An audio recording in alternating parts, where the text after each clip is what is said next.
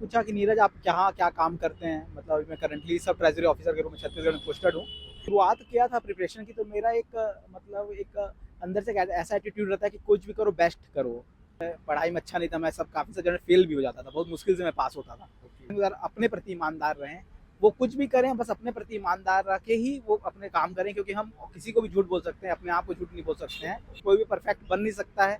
बस यही एक जर्नी है, इस पे हमको चलते रहना है। कब सफलता जब मिलने ऊपर वाली की इच्छा होगी मिल जाएगी। हाय एवरीवन, मैं आपका दोस्त कुमार अर्जुन है। तो एक बार फिर से आपका स्वागत करता हूँ।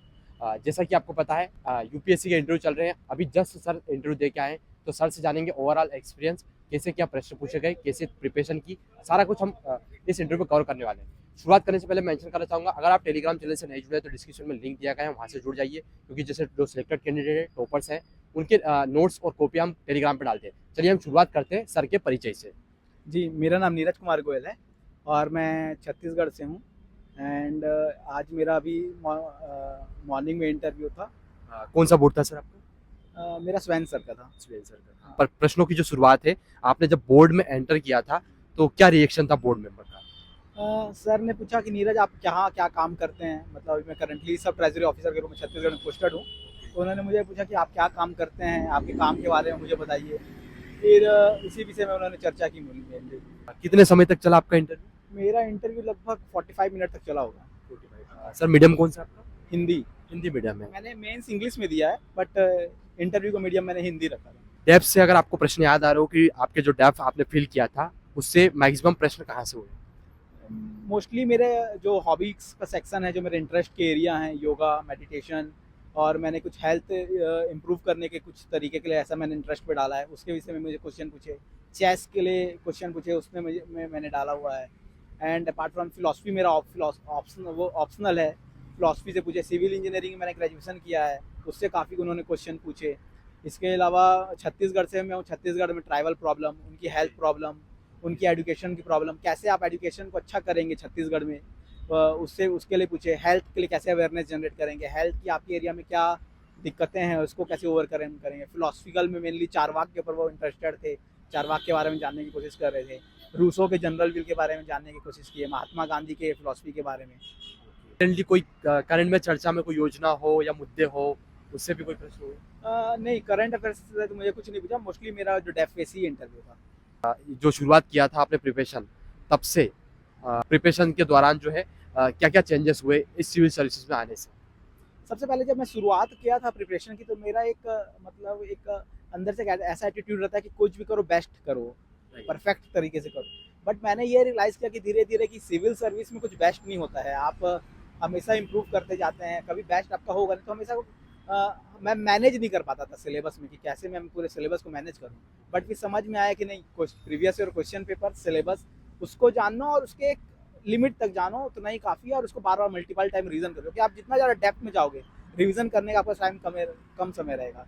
तो ज़्यादा से ज़्यादा रिवीजन करना है। कुल मिला के जैसे हम बचपन में एक स्टोरी नहीं पढ़ते थे कि आप जितना मतलब आप जितना दौड़ के आगे तक जाओगे उतनी ज़मीन आपकी, बट ये भी कि आपको वापस भी आना है। तो वैसे सिविल सर्विस में आप जितना दौड़ के आगे जा रहे हो ठीक है, जितना पढ़ रहे हो, लेकिन आपको ये भी दिमाग में रखना है हमको मल्टीपल टाइम रिवीजन करना है। तो हम उतना अपने रिसोर्स को फैलाएं कि जितना हम उसको अच्छे से रिवाइज कर पाए। ये मैं सीखा, फिर धीरे धीरे मैं उसी पर डेवलप किया काम। ओके सर, कितना समय हो गया आपको प्रिपरेशन करते हुए? मुझे लगभग 4 साल हो गए यूपीएससी की तैयारी करते हैं। कौन सा अटेम्प्ट है सर? ये मेरा फिफ्थ अटेम्प्ट है। फिफ्थ अटेम्प्ट में आपने कितने प्री और मेंस और इंटरव्यू दिए? ये मेरा थर्ड मेंस था और सेकंड इंटरव्यू था। Second interview. तो पहले क्या परिणाम रहे थे आपके? लास्ट टाइम मैं रिकमेंडेड नहीं हो पाया था, कुछ मेरे नंबर शॉर्टेज रह गए। ओके।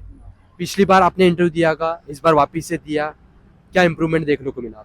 देखिए, इंटरव्यू देने का समझ में तो नहीं आता है कि कैसा गया। बस हम वहाँ जाते हैं, अपना बेस्ट करने का कोशिश करते हैं, अपने तरीके से जो हमें आता है वो बोलते हैं। बट ऐसा समझ नहीं आता है कि हमने अच्छा किया, बेहतर किया, वो नहीं प्रेडिक्ट किया जा सकता। हम वहाँ समझ नहीं पाते हम कि हमको कैसे जज कर रहे हैं, राइट? हाँ जी जी जी। ठीक है। बोर्ड मेंबर जो थे, वहाँ का माहौल कैसा क्या था? बोर्ड में हमारा काफ़ी कॉर्डियल माहौल था। ऐसा कभी नहीं कि वो खींचते हों। बहुत बहुत आपको लगा कॉपरेट। प्रेशर क्रिएट हुआ? हल्का फुल्का एक आध जगह जब हम कुछ बैक टू बैक क्वेश्चन पूछते हैं, कुछ इनोवेटिव आंसर्स वो डिमांड कर, जैसे बीच में मैडम कर रही थी, तो उस टाइप का ना दे पाए, तो हल्का सा मुझे प्रेशर उस टाइम हल्का सा आया था।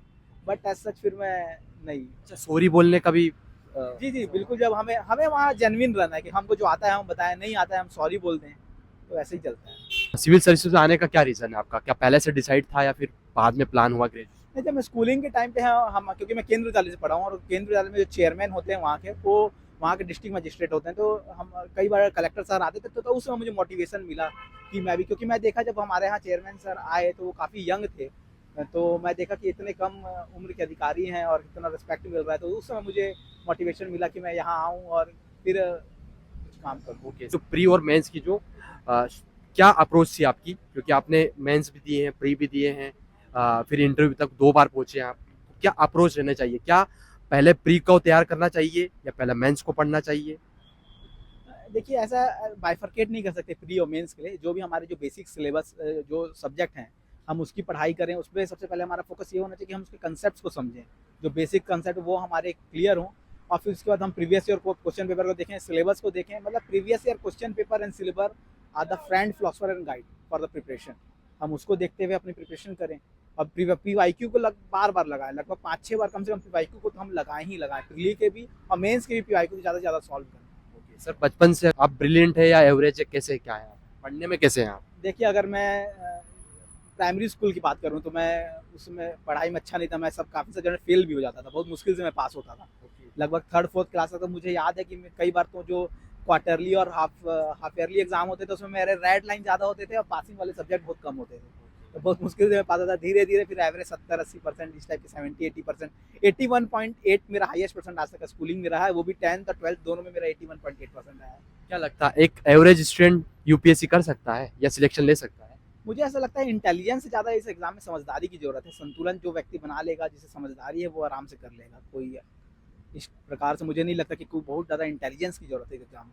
कि सबसे ज़्यादा एक जो चेंज मैं महसूस किया अपने अंदर, अब मैं बहुत ज़्यादा इंक्लूसिव हो गया हूँ। कोई भी डिसीजन लेता हूँ तो हर चीज़ के बारे में सोचता हूँ, जैसे कि इन्वायरमेंट के बारे में, जैसे हम कुछ कर रहे हैं तो मन में ख्याल आ ही जाता है, अरे यार इससे कितना इन्वायरमेंट बैड पड़ रहा है। हम कुछ कर रहे हैं तो कहीं कुछ जो गरीब तबके के लोग हैं, क्या उनको तो कहीं इससे क्षति नहीं पहुंच जा रही है, हम कुछ एक्शन ले रहे हैं, कहीं हम उससे कुछ प्रॉब्लम तो नहीं हो रहा है। तो एक इंक्लूसिवनेस की भावना मेरे अंदर जनरेट हुई। और इसके अलावा प्रिपरेशन, क्योंकि लंबा समय हो गया प्रिपरेशन में, तो कभी उतार चढ़ाव हमेशा देखते रहे, तो अब उतना लाइफ में टेंशन या कभी कुछ इस प्रकार से इतना ज़्यादा होता नहीं। अब संतुलित ऐसा मैं महसूस करता हूँ कि मैं अंदर से संतुलित हूँ, तो ये चेंजेस मैं अपने अंदर देखा। सर अगर आपको बोला जाए कि प्री मेंस इंटरव्यू में से किसी एक ऑप्शन को आपको चुनना है, उसी से आपका सिलेक्शन होगा, तो आप किस पे जाएंगे? देखिए अगर अपनी बात करूँ कि मैं किसी एक को फेवर करूंगा, तो इस एग्जाम का जो एक बैलेंस अप्रोच है उसको मैं डिस्ट्रॉय कर दूंगा, क्योंकि हमको कैंडिडेट्स को सेलेक्ट करना है वो भी बेस्ट हो। तो जब हम मेंस भी लेते हैं, रिटर्न एग्जाम कंडक्ट कराते हैं, इंटरव्यू लेते हैं, तो एक होल पर्सनालिटी का एक इवैल्यूएशन होता है। तो अगर मैं किसी एक को चूज कर दूं तो ये पर्पस ही डिस्ट्रॉय हो जाएगा। तो मैं उसी को ना हो बात अलग है, but the process should be the fair and it should able to get the best out of it. Okay, जो भी आपका इंटरव्यू देख रहे हैं, जो भी एस्पिरेंट देख रहे हैं, जो भी प्रिपरेशन कर रहे हैं, उनको क्या बोलना चाहेंगे? मैं आप बस यही कहना चाहूँगा कि वो प्रिपरेशन के दौरान अपने प्रति ईमानदार रहें। वो कुछ भी करें, बस अपने प्रति ईमानदार रह के ही वो अपने काम करें, क्योंकि हम किसी को भी झूठ बोल सकते हैं, अपने आप को झूठ नहीं बोल सकते हैं। तो उनका यही प्रयास रहना चाहिए कि हम अपने आप को कैसे इम्प्रूव करते रहें दिन पे दिन, और अपने ऊपर काम करें, और अपनी कमियों को फाइंड आउट करें और उसको ओवरकम करने का कोशिश करें। कोई भी परफेक्ट बन नहीं सकता है, बस यही एक जर्नी है, इस पे हमको चलते रहना है। कब सफलता जब मिलने ऊपर वाली की इच्छा होगी मिल जाएगी। ओके, बहुत बहुत धन्यवाद सर। अग्रिम शुभकामनाएं हमारी। मैं बोलना चाहूँगा कि आपको ये इंटरव्यू कैसा लगा, कमेंट करके ज़रूर बताएं, और अगर आपकी किसी प्रकार की क्वेरी है तो कमेंट कर दीजिए, कोशिश करेंगे हम नेक्स्ट इंटरव्यू करने की। और अगर आप टेलीग्राम चैनल से नहीं जुड़े तो डिस्क्रिप्शन में लिंक दिया गया है, वहाँ से जुड़ जाइए। Thank you.